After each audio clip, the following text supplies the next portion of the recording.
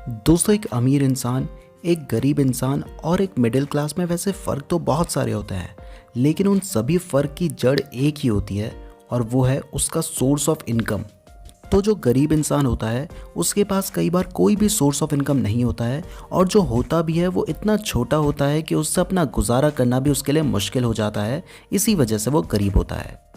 जो middle class लोग होते हैं उनके पास ज़्यादा से ज़्यादा एक या दो सोर्स ऑफ इनकम होते हैं जिनसे वो अच्छे से अपना गुजारा तो कर लेते हैं, लेकिन बहुत मुश्किल ही कोई पैसा सेव कर पाते हैं। अब आते हैं अमीर लोग। ये वो लोग होते हैं जिनके पास मल्टीपल सोर्स ऑफ इनकम होते हैं। कई बार तो 8 से 10 इनके पास सोर्स ऑफ इनकम होता है, और हर सोर्स ऑफ इनकम इनका बहुत ज़्यादा स्ट्रांग होता है, यानी कि हर सोर्स से इन्हें बहुत ज़्यादा पैसा आता है, जिसकी वजह से अमीर होते हैं। तो अब हम जानेंगे कि अमीर लोगों के पास कौन कौन से ऐसे सोर्स ऑफ इनकम होते हैं जिसकी वजह से वो अमीर होते हैं, ताकि आप भी उन सोर्स ऑफ इनकम को जनरेट कर सकें और अमीर बन सकें। तो सबसे पहला सोर्स होता है अर्नड इनकम। ये वो इनकम होती है जो तीनों के पास कॉमन होती है, चाहे गरीब हो, अमीर हो या फिर मिडिल क्लास हो। ये वो इनकम होती है जिसमें हम अपना टाइम देकर पैसे कमाते हैं। अगर हम टाइम देंगे तो हम पैसे कमाएंगे, नहीं देंगे तो नहीं कमाएंगे। फॉर एग्जाम्पल, अगर आप कोई जॉब करते हैं तो जब तक आप जॉब करते रहेंगे तब तक आप पैसे कमाएंगे। अगर आप जॉब करना बंद कर देंगे, यानी कि उस काम को अपना टाइम देना बंद कर देंगे, तो आपकी अर्निंग भी बंद हो जाएगी। इसे कहते हैं अर्नड इनकम। तो जब आपने पैसे कमाना शुरू किया है या फिर कमाना चाहते हैं, तो शुरुआत में ये तरीका सही होता है कि आप अपना टाइम दें, नौकरी करें, जॉब करें, कोई बिजनेस करें जिससे आप पैसे कमाएं। लेकिन अगर आप पहले ही तरीके पे अटके रह जाएंगे जिस पे आप अपना टाइम देकर पैसे कमाएंगे, तो फिर आप मिडिल क्लास में ही अटके रह जाएंगे।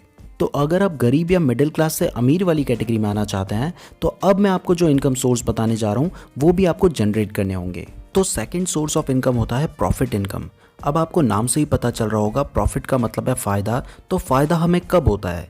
जब हम कुछ या तो खरीद कर बेचते हैं या फिर कोई प्रोडक्ट बना कर बेचते हैं।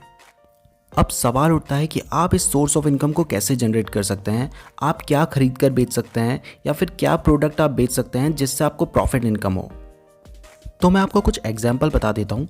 सबसे पहला एग्जाम्पल तो आपने अपने सामने भी देखा होगा, लोग प्लॉट खरीद कर बेचते हैं, प्रॉपर्टी खरीद कर बेचते हैं। तो उसमें वो पहले उसको खरीद लेते हैं, बाद में ज़्यादा दाम में बेच देते हैं, तो ये भी एक प्रॉफिट इनकम है। इसके अलावा आप अपना कोई प्रोडक्ट क्रिएट करते हैं और उसे बेचते हैं, तो वो भी प्रॉफिट इनकम में आता है। जैसे कि अगर आपने अपनी कोई बुक लिखी और फिर उस बुक को बेचा, तो ये भी प्रॉफिट इनकम है। आपने अपना कोई कोर्स प्रिपेयर कर लिया और उस कोर्स को सेल किया, वो भी प्रॉफिट इनकम है। आपने अपना कोई ऐप डेवलप किया, उसको प्ले स्टोर पे बेचा, तो वो भी प्रॉफिट इनकम में आएगा। अगर आप शेयर मार्केट में भी ट्रेडिंग करते हैं, शेयर्स खरीदते हैं कम दाम में और थोड़े टाइम बाद उसे ज़्यादा दाम में बेच देते हैं, तो यहाँ पे भी आपको प्रॉफिट होता है। तो ये सभी प्रॉफिट इनकम के अंदर आते हैं। तो आप इनमें से कोई भी तरीके का यूज़ करके प्रॉफिट इनकम जनरेट कर सकते हैं। अगर आप शेयर मार्केट से प्रॉफिट इनकम जनरेट करना चाहते हैं, तो मैंने शेयर मार्केट के ऊपर काफ़ी सारी वीडियोज़ बना रखी हैं। उस प्लेलिस्ट का लिंक मैं इस वीडियो के डिस्क्रिप्शन में दे दूंगा, तो आप उन वीडियोस को देखकर शेयर मार्केट से प्रॉफिट इनकम जनरेट कर सकते हैं।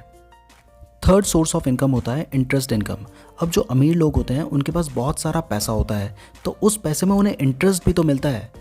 अगर आप अमीर हैं और आपने बैंक में 10 करोड़ रुपए फिक्स डिपॉजिट में सेव कर रखे हैं, तो 6% के हिसाब से आपको 60 लाख रुपए इंटरेस्ट मिलेगा, यानी कि हर महीने का 5 लाख रुपए इंटरेस्ट। लेकिन जो गरीब लोग होते हैं उन्होंने बैंक में ज़्यादा पैसे नहीं रखे होते हैं, तो उन्हें ज़्यादा इंटरेस्ट भी नहीं मिलता। अब जो कुछ भी इंटरेस्ट आपको मिल रहा है, ये एक पैसिव इनकम है, क्योंकि इसमें आपको कोई भी काम करने की ज़रूरत नहीं पड़ रही है। फोर्थ फॉर्म ऑफ इनकम होता है डिविडेंड इनकम। अब जो अमीर लोग होते हैं वो शेयर्स की फॉर्म में भी पैसे रखते हैं। इवन मैंने एक वीडियो बनाई थी जिसमें मैंने बताया था कि इंडिया के होम मिनिस्टर जो कि अमित शाह जी हैं, उन्होंने भी शेयर मार्केट में 18 करोड़ रुपए लगा रखे हैं। तो जब आप एक कंपनी के शेयर्स खरीद लेते हैं और वो कंपनी उस साल में अच्छा परफॉर्म करती है, तो वो अपने शेयर होल्डर्स को डिविडेंड भी देती है। डिविडेंड कुछ पैसा होता है हर शेयर के हिसाब से। तो जब कंपनी डिविडेंड इशू कर रही है, उस वक्त पे जितने ज़्यादा शेयर्स आपके पास होंगे उतना ज़्यादा आपको डिविडेंड मिलेगा। तो अमीर लोग इस तरह से भी इनकम जनरेट करते हैं। Number 5, rental income. अब आपको नाम से ही पता चल गया होगा, रेंट यानी कि किराया। तो तो इंडिया और पूरे वर्ल्ड में बहुत सारे लोग अपनी प्रॉपर्टी को रेंट में देकर रेंटल इनकम जनरेट करते हैं। ये तरीका मिडिल क्लास के लोग भी यूज़ करते हैं, लेकिन मिडिल क्लास वालों के पास कम प्रॉपर्टी होती है तो वो कम रेंटल इनकम जनरेट करते हैं, और अमीर लोगों के पास ज़्यादा प्रॉपर्टी होती है तो वो ज़्यादा रेंटल इनकम जनरेट करते हैं। जनरली मिडिल क्लास लोग अपने घर में एक रूम किराए पर देकर रेंटल इनकम जनरेट करते हैं, तो वहीं अमीर लोग बड़े बड़े मॉल्स खरीद लेते हैं, उन मॉल्स में शॉप्स किराए पर देकर रेंटल इनकम जनरेट करते हैं। तो आप भी सोर्स ऑफ इनकम का यूज़ करके अपनी इनकम को बढ़ा सकते हैं। Number 6, royalty income.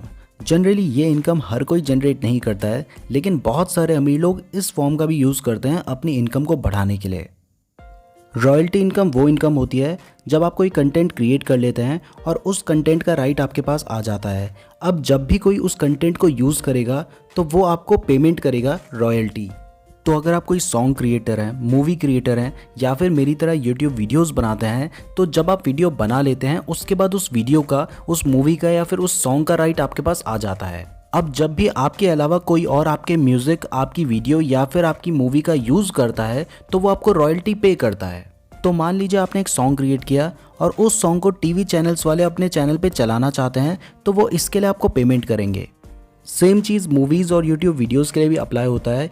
इसके अलावा अगर आप कोई बुक लिखते हैं तो जब आप बुक लिख लेते हैं तो उस बुक का कॉपीराइट आपके पास आ जाता है। अब अगर वो राइट आप किसी पब्लिशर को देते हैं तो वो पब्लिशर जो भी उससे अर्निंग करेगा उसमें से आप रॉयल्टी जनरेट करेंगे।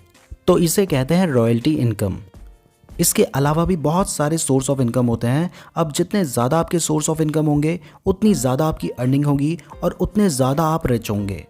अब यहाँ पर एक और इम्पॉर्टेंट पॉइंट आपके लिए जानना ज़रूरी है, और वो पॉइंट यह है कि सिर्फ पैसे कमाने से आप अमीर नहीं होंगे, पैसे बचाने से भी आप अमीर होंगे। अगर आपके 1000 सोर्स ऑफ इनकम भी हैं लेकिन आपका इनकम और आपका एक्सपेंडिचर इक्वल है तो फिर आप कभी भी अमीर नहीं बन सकते, क्योंकि जितना भी आप कमाएंगे उतना ही आप खर्च कर देंगे, तो आपका जो रिजल्ट होगा वो ज़ीरो ही होगा। और बहुत सारी बुक्स में, बहुत सारी जगहों पे ये बात कही गई है कि पैसा बचाना पैसे कमाने के बराबर होता है। तो अगर आप अमीर बनना चाहते हैं तो जितनी भी आपकी इनकम है उससे कम ही आपका एक्सपेंडिचर होना चाहिए। जितना कम आपका एक्सपेंडिचर होगा उतनी जल्दी आप अमीर बन सकते हैं। तो अमीर बनने का एक ही फॉर्मूला है, आपको ज़्यादा कमाना है और कम खर्च करना है। अगर आप 10 लाख रुपए महीना भी कमाते हैं और 10 लाख रुपए ही हर महीने खर्च कर देते हैं तो आप कभी अमीर नहीं बन सकते। इसकी जगह अगर आप 1 लाख रुपए महीना कमाते हैं और 90,000 बचा लेते हैं तो आप ज़्यादा जल्दी अमीर बन सकते हैं। पैसे बचाने के लिए आपके कम से कम लायबिलिटीज़ होनी चाहिए। लायबिलिटीज़ वो होती हैं जो आपका खर्चा कराती हैं। एग्जाम्पल, अगर आपके पास एक कार है तो उस कार में आप हर साल इंश्योरेंस भी कराएंगे, उसमें पेट्रोल भी डलेगा, उसका मेंटेनेंस भी होगा, तो इन सब में खर्चा होगा। तो ये आपके लिए एक लायबिलिटी है। और अगर वही कार आपने रेंट पे दे रखी है और उस कार से आप पैसे कमाते हैं तो वो आपके लिए एक एसेट बन जाती है। तो इस वीडियो में हमने देखा कि अगर आप अमीर बनना चाहते हैं तो आपके सबसे पहले तो ज़्यादा सोर्स ऑफ इनकम होने चाहिए। दूसरा, आपका जो एक्सपेंडिचर है यानी कि आपका जो खर्चा है वो कम होना चाहिए। आपकी एसेट्स यानी कि वो चीज़ जो आपको पैसे कमा कर दें वो ज़्यादा होनी चाहिए। और आपकी लायबिलिटीज़ यानी कि वो चीज़ जो आपका खर्चा करवाएं वो कम होनी चाहिए। अगर ये सब कुछ आपके पास होगा तो आपको अमीर बनने से कोई नहीं रोक सकता। मैं उम्मीद करता हूँ आपको वीडियो पसंद आई होगी। अगर आप शेयर मार्केट के बारे में सीखना चाहते हैं तो मैंने शेयर मार्केट की पूरी प्लेलिस्ट का लिंक डिस्क्रिप्शन में दे रखा है, आप उस प्लेलिस्ट को देखकर सीख सकते हैं। वीडियो पसंद आई है तो लाइक ज़रूर कीजिएगा, कमेंट करके ज़रूर बताइएगा आपको वीडियो कैसी लगी है, और इस तरीके की और वीडियोज़ देखने के लिए चैनल को ज़रूर सब्सक्राइब कर दीजिएगा। धन्यवाद।